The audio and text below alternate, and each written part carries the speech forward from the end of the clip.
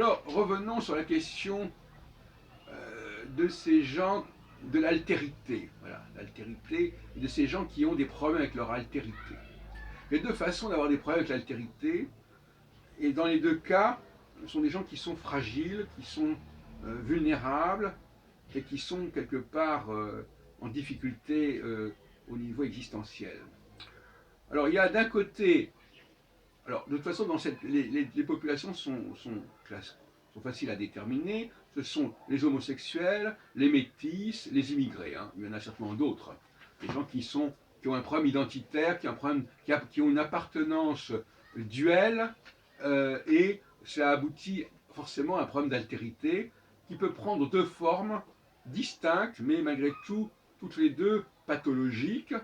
Soit la personne essaie de maintenir une sorte d'intégrité et de globalité dans sa diversité intérieure, et par conséquent, dès qu'on se met à distinguer, à catégorier, à classer, il se sent menacé parce qu'il a l'impression qu'il va être clivé, et que donc sa fameuse paix intérieure va être perturbée, parce que si on commence à dire il y a d'un côté les hommes, d'un côté les femmes, et que c'est des fonctionnements différents, les homosexuels, ils vont se dire, mais alors, voilà, donc ils sont pris dans une sorte de schizophrénie, de panique quelque part. Et puis c'est vrai aussi pour les métis, avec leur double appartenance, leur double origine, et pour les immigrés qui ont aussi une double identité. Mais il y a un autre cas de figure qui est aussi grave, c'est lorsque la personne rejette un des éléments qui la compose. À ce moment-là, il y a une sorte de détestation de l'autre. On ne cherche pas à maintenir cette altérité par tous les moyens, en refusant, en mettant des tabous et des interdits sur toute clarification et tout classement, mais là, au contraire, on va chercher à évacuer et à rejeter une partie de son identité. Ce qui fait que là, nous avons affaire à des gens, par exemple, qui sont issus d'immigration, mais qui, eux, ne sont pas dans un refus de classer et de séparer, mais qui sont au contraire dans une volonté de séparer, parce que d'un côté, on avait affaire à des gens qui ont essayé de maintenir la globalité de leur diversité et d'interdire toute forme d'altérité qui pourrait se produire.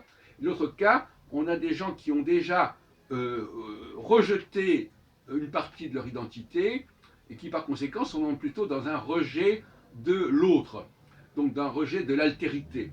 Donc dans les deux cas, de toute façon, on a des comportements anormaux, si on peut dire, et le problème, c'est que ces gens-là font souvent preuve de terrorisme intellectuel, c'est-à-dire que finalement, ils veulent nous imposer soit leur fantasme égalitaire, soit leur fantasme ségrégationniste, de rejet de l'autre, de barrage à l'intervention extérieure, à la pénétration extérieure.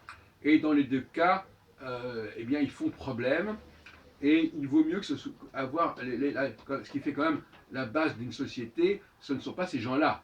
Même s'ils font beaucoup de bruit, ce sont les gens qui sont en paix avec leur identité, qui n'essayent pas de conjuguer des facteurs complètement incompatibles et qui ne sont pas non plus dans le rejet d'une partie de leur identité, ce qui provoque des phénomènes du genre radicalisation, rejet de l'étranger, rejet de l'immigré, etc.